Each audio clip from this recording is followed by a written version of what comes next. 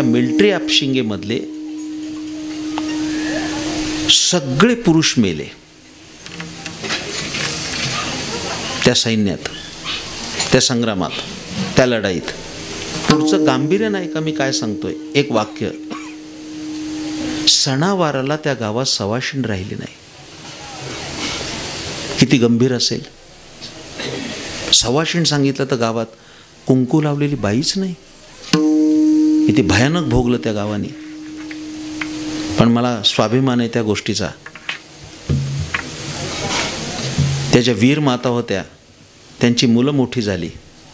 ऐका, ती मुलं मोठी झाल्यानंतर त्या सगळ्या मातांनी आपली मुलं परत सैन्यात पाठवली. हा सगळ्यात मोठा गौरव आहे. आपलं कुंकू पुसलं, मुलांना परत सैन्यात पाठवायचं नाही असं ठरवलं नाही त्यांनी. सगळी मुलं पुन्हा फौजेत गेली. संत कबीरांचा एक दोहा आहे, तेवढा दोहा सांगतो. तो सांगितल्याशिवाय मला पुढे जाता येणार नाही. माझे आजोबा वैकुंठवासी महिपतराव श्रीपतराव जगताप हे कबीराचे भक्त होते. महाराज माझे आजोबा कबीराचे भक्त होते.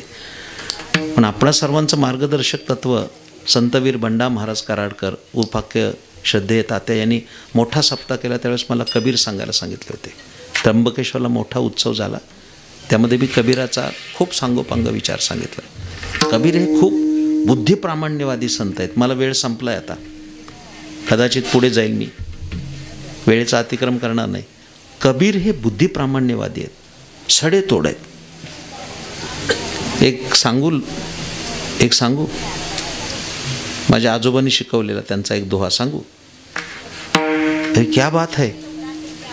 कबीर असं म्हणतात, जत्रा में फतरा बिठाया, जत्रा में फतरा बिठाया और तीर्थ बनाया पानी, दुनिया भैर दीवानी, पैसे की धुलधानी. जत्रा में फतरा बिठाया यानी तो दगड म्हणजे फतरा. जत्रा में फतरा बिठाया और तीर्थ बनाया पानी, दुनिया भैर दीवानी, पैसे की धुलधानी. खूप सुंदर आहेत कबीर. कबीराने एक दोहा सांगितला, तेवढा सांगतो, लिहून ठेवा. तीन सजावत देश को, सती संत और शूर. तीन सजावत देश को, सती संत और शूर. देशाचा सन्मान आणि बहुमान कोण करत असेल ते तीनच लोक करतात. एक सती, पुढे सांगणार आहे, दोन संत आणि तीन शूर. हे तीनच लोक देशाचा सन्मान करतात. देश आज खऱ्या अर्थानं जर ऐश्वर्याला प्राप्त झाला असेल तर त्या तिघांमुळे. और तीन लजावत, तीन नालायक आहेत. तीन माणसं चांगली आहेत तशी तीन नालायक पण आहेत, त्याची पण यादी दिली आहे. तीन सजावत देश को, संती सती संत और शूर. और तीन लजावत देश को, कामी कायर क्रूर. हे तीन लोक आहेत, ते देशाची आबरू घालवणारे लोक आहेत. ते तीन गोष्टी पाहिजेत. त्यामध्ये शूर आहे. शुरा ठाव उंच स्थळी. मला स्वतःला आनंद वाटतो, जे आहे ते प्रगट करतोय. मला एखादा सैनिक जर दिसला तर मी त्याला नमस्कार करतो. तुम्हाला पण सांगतो, आयुष्यभर एक विचार करा. सीमेवर आमची तरणीबाण मुलं उभी आहेत म्हणून आम्ही रात्री शांत झोपू शकतोय. त्यांचे उपकार आम्ही कधीच विसरू शकत नाही, हे लक्षात ठेवा. सीमेवर उभे आहेत. महाराज हे माझं अनुभवाचं कीर्तन आहे.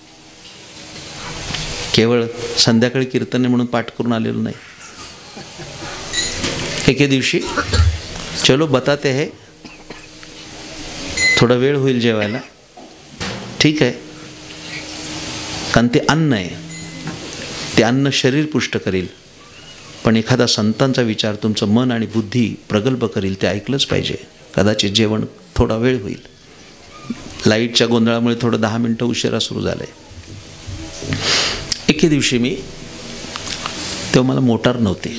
सगळे प्रवास रेल्वेने असायचे, लालपरीने असायचे. त्या दादा प्लॅटफॉर्मला आलो, तिकीट काढलं, तेवढ्यात गाडी आली. मनमाडची गोष्ट आहे.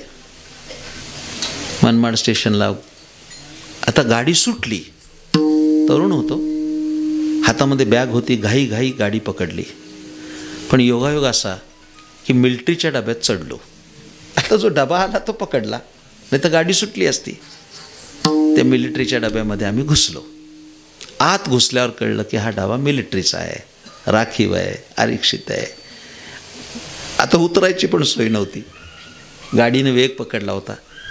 माझा तो पोशाख, धोतर, नेहरू शर्ट अंगावर उपरणं बघितल्यावर ते सगळे सैनिक, त्यांना आनंद वाटला. या म्हटले, काही काळजी करू नका, बसा.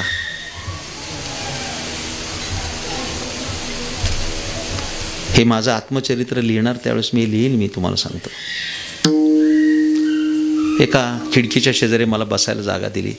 ते सगळे माझ्या भोवताली बसले. सुंदर असे मिलिटरीचा पोशाख केलेले, डोक्यावर कॅप घातलेले. कुतूहलानं विचारत होते, ज्ञानेश्वरी काय आहे, गाथा काय आहे, भागवत काय, तुम्ही कशावर कीर्तन करता, काय करता, उत्सुकतेनं विचारत होते. मी त्यांना उत्तर देत होतो. कोपरगाव स्टेशन आलं. स्टेशन येणार त्यावेळेस तिथली 2-4 तरुण अगदी देखणी मुलं उतरणार होती. ती उतरायला तयार झाली. लगेच त्यांनी आपल्या बॅगमधनं एक काळं कापड काढलं आणि ते आपल्या डोक्याला बांधलं. हे माझ्या अंगावर आताही रोमांच आले. त्याने ते कापड का बांधलं मला कळायचं. ते वय नव्हतं, 25 वर्षाचं होतं, तरुण होतो मी पण. मला वाटतं MAच्या पहिल्या पार्टला असेल तेव्हा मी ते काळं फडकं बांधलं. मी पण त्यांना विचारलं, हे का बांधलं तुम्ही?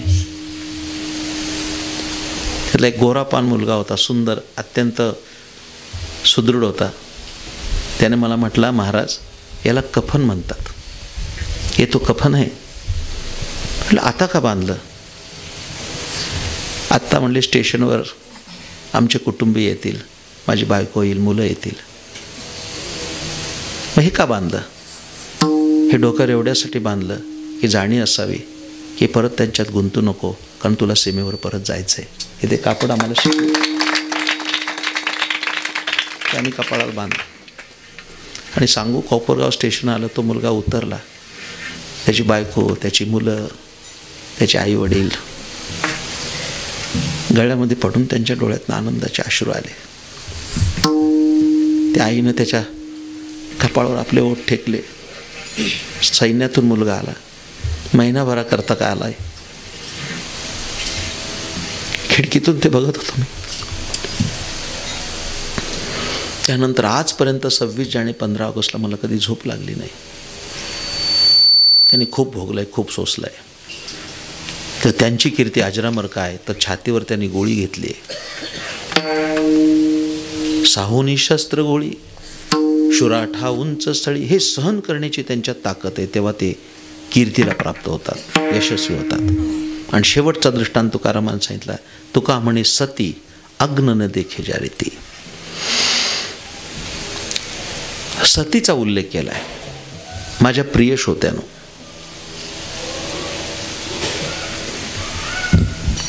जेव्हा मी परदेशात गेलो, तर परदेशातल्या पत्रकारांनी मला प्रश्न विचारला की तुम्ही भारतातून आलात, भारताची एका वाक्यात ओळख सांगू शकाल काय? तुम्ही असं नाही सांगितलं की आमच्या देशात ताजमहाल आहे. ही आमची ओळख नाही आहे.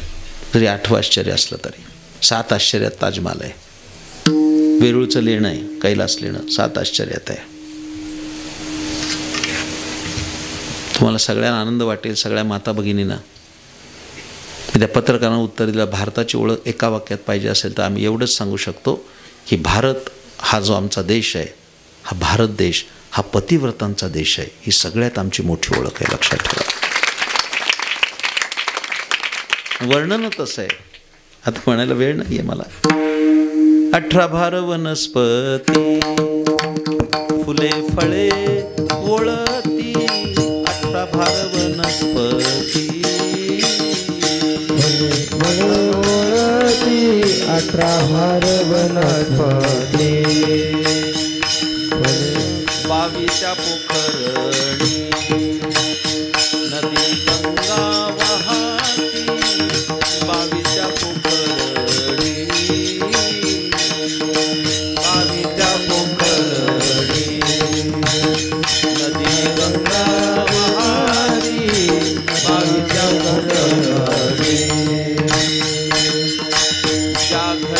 स्त्रिया राज्य राणी व संपत्ती ज्या घरी कुल स्त्रिया राणी व संपत्ती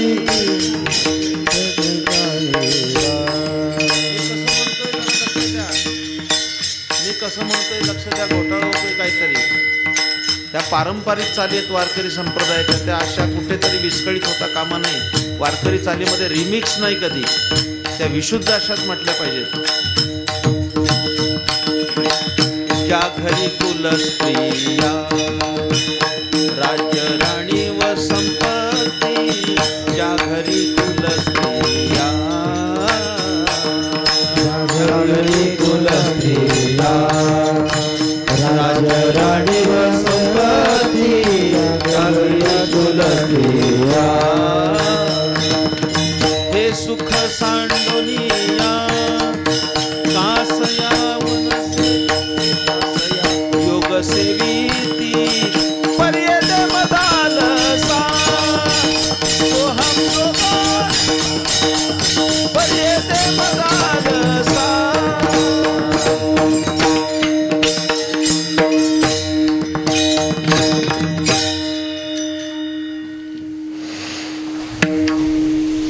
शेवटचं दृष्टांत सांगतो.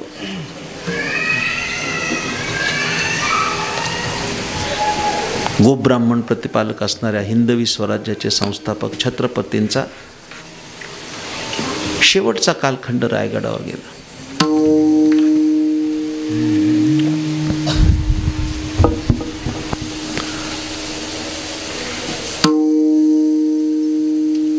मी सगळा इतिहास सांगू इच्छित नाही.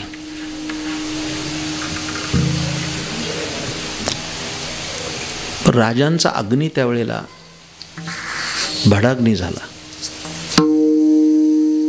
मला इतिहासाची पानं चाळायचं काही कारण नाही. पण राजेसाहेब गेल्यानंतर त्यांचा मंत्राग्नी व्हावा, शास्त्र असं बोलतं. एखाद्याची अशी काही शोकांतिका होते आणि त्याचा देह सापडत नाही मृत्यू झाल्यावर, तर त्याच्या वस्त्रावर अंत्यसंस्कार करावे असा निर्णय आहे. त्यांनी घातलेल्या कपड्यावर करावेत. पण अंत्यसंस्काराशिवाय त्याला सद्गती मिळत नाही. 16 संस्कारातला शेवटचा संस्कार आहे तो. आता 16 संस्कार राहिले नाहीत. राहिले ते 2च, एक विवाह आणि एक अंत्य. गर्भाधानापासून ती सुरुवात आहे. त्याच्यावर कधीतरी बोलेन मी. जातकर्म संस्कार आहे, जो बाळ जन्माला आल्याबरोबर करावा लागतो. आईची नाळ तोडण्यापूर्वी, अजून नाळ तोडली नाही त्या क्षणाला तो संस्कार आहे, तर ते अपत्य चांगलं होईल. किती बारकावा हिंदू सनातन संस्कृतीने केला आहे. फार छोटासा विधी आहे, पण त्याच्या वडिलांनी करायचा आहे. मी सांगेल का, आता त्याचा विस्तार करत नाही. कभी जब आएंगे तो बताएंगे.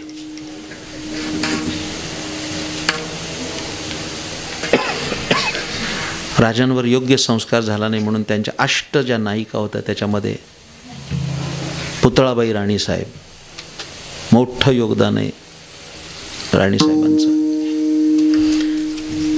त्यानंतर धर्मवीर संभाजीराजे आल्यानंतर रायगडावर राजांचा दुसरा अंत्यसंस्कार झाला आणि त्यावेळेस राजेसाहेबांचे जोडे उराशी कवटाळ महाराणी पुतळाबाई राणीसाहेब सती गेल्या. देहाबरोबर जाईल तर नवल नाही, राजांचे जोडे हृदयाजवळ ठेवून त्या सती गेल्या. ती महासती कशी असेल. समाजसुधारक राजामोहन रायांनी ती पद्धत नंतर बंद केली, जी अत्यंत क्रूर झाली. नंतर बायकांना अग्नीमध्ये ढकलायला लागले लोक, इच्छेविरुद्ध. शहाजीराजे गेल्यानंतर राजमाता जिजाऊ आईसाहेब सतीला निघाल्या होत्या, पण छत्रपती शिवाजी महाराजांनी थांबवलं. त्यांना सती जाऊ दिलं नाही. ते ऐच्छिक आहे. पण ज्या सती गेल्या, एवढा संदर्भ शेवटचा देतो. ही धरा जी चालू आहे आत्ता, धरा म्हणजे ही धरणी, ही अवनी अत्यंत चांगल्या पद्धतीने चालली. त्याचं कारण सती आणि सत्पुरुष दानशीळ याज्ञिक. ज्ञानेश्वर महाराजांनी निर्वाळा दिला, कुठेतरी पृथ्वी तलावर एक सती आहे. जरा बोलू, ज्या दिवशी या पृथ्वीवर सती राहणार नाही, हे जगच राहणार नाही. इतकी तिची ताकद मोठी. जर सती राहिली नाही तर जगच राहू शकत नाही. कुठेतरी एक सत्पुरुष आहे, सती आणि सत्पुरुष. सत्पुरुष नसेल तर ही धरा चालणार नाही. किती दुर्जन वाढू देत, एक सज्जन पुरेसा आहे. सती आणि सत्पुरुष, दानशीळ आणि याज्ञिक, जे दान करणारे दातृत्व संपन्न लोक आहेत. आणि जोपर्यंत यज्ञ चालू आहे त्या भारतवर्षामध्ये, तोपर्यंत ही धरा सुजलाम सुफलाम होत राहील. समारोप करतो. 3 दृष्टांत मी विशद केले. दगडाने खूप सहनशीलता ठेवली पाहिजे, सहन केलं पाहिजे तर तो देव होईल. समारोप करतोय आणि अर्क सांगतोय, देव होण्यासाठी दगडाला खूप सहनशीलता असावी लागते. कीर्तिवंत होण्यासाठी त्या शूर पुरुषाला सुद्धा खूप सहन करावं लागतं, छातीवर गोळ्या घ्याव्या लागतात. आणि अग्नीमध्ये प्रवेश करताना त्या सतीला पण ती सहनशीलता असते. ती हसत हसत अग्नीमध्ये जाते. पुढे ऐका, फार सुंदर सांगतोय.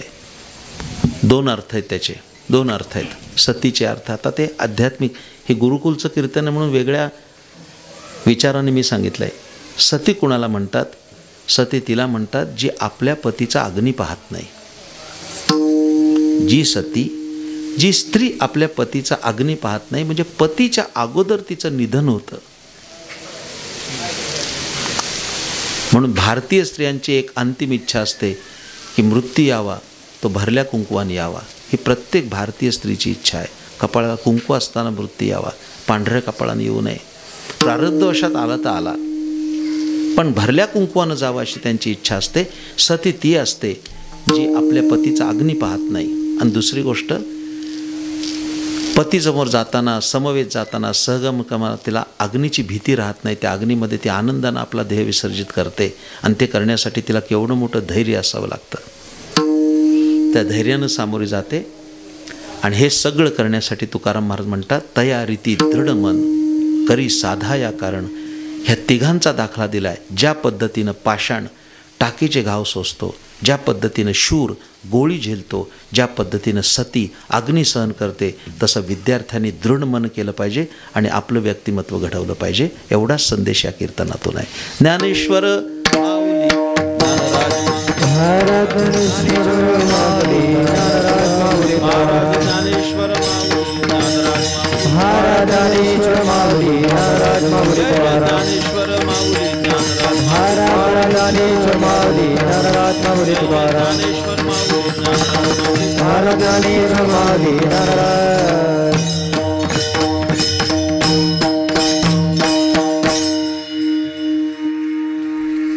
समारोपाचे 2 शब्द. ज्ञानोबराय गुरुकुल वारकरी शिक्षण संस्था 4 वर्षाची झाली. इकडे लक्ष द्या. एक युवा नेतृत्व असणारे हरिभक्तीपरायण प्रवीण महाराज यांचा आदर्श घेत अनेक विद्यार्थी घडले. त्याच्यामध्ये रवी महाराज आहेत, सौरव महाराज आहेत.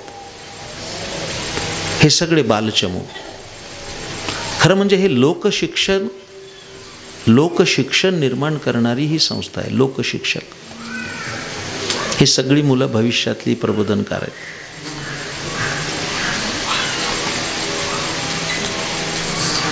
भगवत पूज्यपाद गुरुनाम गुरु सद्गुरू जोग महाराज यांनी पहिल्यांदा हे ओळखलं. आणि इंद्रायणीच्या तीरावर आळंदीला त्यांनी वारकरी शिक्षण संस्था काढली. 1917 साली 1917 साली ती संस्था काढली. त्यावेळेला त्यांच्या समवेत त्यांचे सदशिष्य वैकुंठवासी गुरुवर्य बंकटस्वामी महाराज, वैकुंठवासी गुरुवर्य लक्ष्मण महाराज इगतपुरीकर, वैकुंठवासी गुरुवर्य मारुती महाराज गुरव आणि वैकुंठवासी गुरुवर्य मामासाहेब दांडेकर, हे 4 दिग्गज होते. 1917ला ती एस्टॅब्लिश झाली आणि 2017ला आमच्या संस्थेचा शताब्दी महोत्सव झाला. आज आळंदीच्या संस्थेला 107 वर्ष झाली. इकडे लक्ष द्या. फार गांभीर्यानं बोलतोय.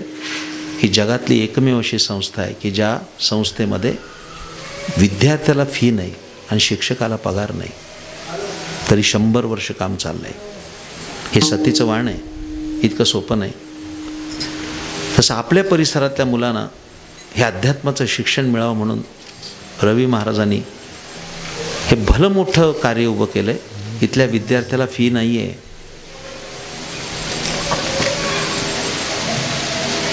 कोणत्या प्रकारची फी नाही. पश्चिम महाराष्ट्रातली मुलं सगळी आलीत. आईच्या माईनं त्यांना जेवायला घातलं जातं. इतकं सोपं नाही आहे मुलं सांभाळणं. आपल्या घरातली 2 आपण नीट सांभाळू शकत नाही. ही 40 मुलं, त्यांची आई, त्यांची धर्मपत्नी ह्या मुलांना माईनं जेवायला घालतात. ह्या मुलांचं कौतुक करणार नाही. मुलं कौतुकानं बिघडतात असं माझं मत आहे. कौतुक करायचं झालं त्यांच्या आईवडिलांचं करेल, की ज्या आईवडिलांना वाटलं की आपला मुलगा साधू व्हावा आणि त्यांनी इथं ठेवला, त्या आईवडिलांचं कौतुक करेल. कारण माझं बालपण आठवतं आहे. मी एका श्रीमंत घरात जन्म मिळाला मला. माझे वडील क्लास 1 ऑफिसर होते, आजोबा सावकार होते, घरी श्रीमंती होती. पोस्ट ग्रॅज्युएशन झाल्यानंतर सुद्धा मी नोकरीच्या फंदात नाही पडलो. 1981ला हा वाघयज्ञ सुरू झाला. 43 वर्षहून 44 वर्ष चालू आहे.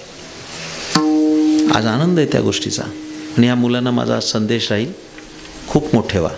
हा अभंग तुमच्यासाठी घेतला, तुम्हाला काही दिग्दर्शन करण्यासाठी. हे उत्तम पखवाज वाजवणार आहेत. आयुष्य समर्पित आहे. इतकं सोपं नाही आहे पखवाज वाजवणं. एक बोल आधी पाठ करावा लागतो, टाळीत बसवावा लागतो, तो घोकावा लागतो, तासनतास रियाज करावं लागतं. अशी रत्न उभी राहतात. गाणारी तशीच आहेत, वाजवणारी तशीच आहेत. तत्त्वज्ञानाचा खूप अभ्यास करा. समर्थांच्या परिसरात आहे. दासबोधातली एक ओवी सांगतो, फार सुंदर आहे मुलांसाठी. खरं तर वारकऱ्यांनी दासबोध वाचायला काही अडचण नाही. तात्यांचं आमचं मत आहे की दासबोध वाचला पाहिजे वारकऱ्यांनी, आणि समर्थ सांप्रदायिकांनी ज्ञानेश्वरी वाचली पाहिजे. आम्ही दोन्ही बाजूनी बोलतोय. आम्ही दासबोध वाचला पाहिजे. 200 समास आहे दासबोधाला. 20 दशक 200 समास. सगळं नाही वाचता आलं तरी चालेल. 2 समास तर वाचा. घरी गेल्यावर एक उत्तम पुरुष लक्षण आणि एक मूर्ख लक्षण निदान कळेल आपण कशात आहोत. 2 पैकी एक काहीतरी कळेल. एक ओवी मुलांसाठी प्रसाद म्हणून सांगतो. सगळ्यांनी, तुम्ही लहान आहे, वय नाही आहे तेवढं तुमचं हे ग्रहण करणं एवढं. थोडीफार मोठी आहेत त्यांना कळेल. 9वी 10वीची मुलं असतील आणि जे काही कीर्तनकार प्रवचनकार आज बसलेत त्यांना पण एक टॉनिक म्हणून ओवी सांगतो. सगळ्यांनी लक्षात ठेवा. समर्थांची ओवी फार चांगली, मला आवडते. मी अनेक प्रबोधन क्षेत्रात सांगितली. ओवी अशी आहे, त्या ओवीनं आज कीर्तन पूर्ण करतो. काय म्हणतात समर्थ? अभ्यासोनी प्रकटावे. काय सल्ला दिलाय? कोणतंही क्षेत्र असो, वादनाचा असो, गाण्याचा असो, व शिक्षण क्षेत्रात असो, काय सल्ला दिला? या संपूर्ण अभंगाचा परिपाक सांगतो त्या ओवीत. अभ्यासोनी प्रकटावे. पुढे ना तरी झाकून असावे. काय संदेश आहे? त्या अर्थाच्या अंतरंगात शिरा म्हणजे कळेल. अभ्यासोनी प्रकटावे. अभ्यास करून प्रगट झालं पाहिजे, अन्यथा झाकून राहावे. होत नसेल, अभ्यासोनी प्रकटावे ना तरी झाकून असावे. आणि पुढचा एवढा मोठा फटकारा मारलाय समर्थांनी. एक तर तुम्ही अभ्यास करून प्रगट व्हा. प्रगट व्हायची घाई आहे सध्या लोकांना. जरा बोलू, खूप वाचलं पाहिजे, खूप वाचलं पाहिजे, खूप वाचलं पाहिजे आणि थोडं सांगितलं पाहिजे. सध्या न वाचता जास्त सांगायचा सपाटा आहे, तिथं गोंधळ आहे. अभ्यासोनी ओवी पूर्ण करतो. अभ्यासोनी प्रकटावे. दादा काय शब्द आहेत? अभ्यासोनी प्रकटावे ना तरी झाकून असावे. आणि पुढे असा सल्ला दिलाय, प्रगटोनी नासावे हे बरे नव्हे. प्रगट होऊन नाचण्यापेक्षा झाकून राहिलं केव्हाही चांगलं. अभ्यासोनी प्रकटावे ना तरी झाकून असावे. प्रगटोनी नासावे बरे नव्हे. त्या तुमच्याकडनं उत्तम अभ्यास हो, तुम्हाला शारदेचं आशीर्वचन मिळो आणि तुमच्या अथक परिश्रमाला यश येऊन तुम्ही कीर्तिवंत व्हावं असा मंगल आशीर्वाद देतो आणि वाणीला विराम देतो. फक्त आता समाजाची काय भूमिका आहे मी आता सांगता सांगता राहिलो की त्यांनी काम केलं आहे. आमची भूमिका एवढी आहे की त्यांना मदत करणं. गुरुकुलं ही राजाश्रयावरच चालली होती. मग ते याज्ञवल्कांचा असू दे, वसिष्ठांचा असू दे, विश्वामित्रांचा असू दे, त्याला राजाश्रय पाहिजे. त्या तुम्ही सगळे या खोऱ्यातील लोक आहात. एक चांगलं काम एक तरुण मुलगा करतोय.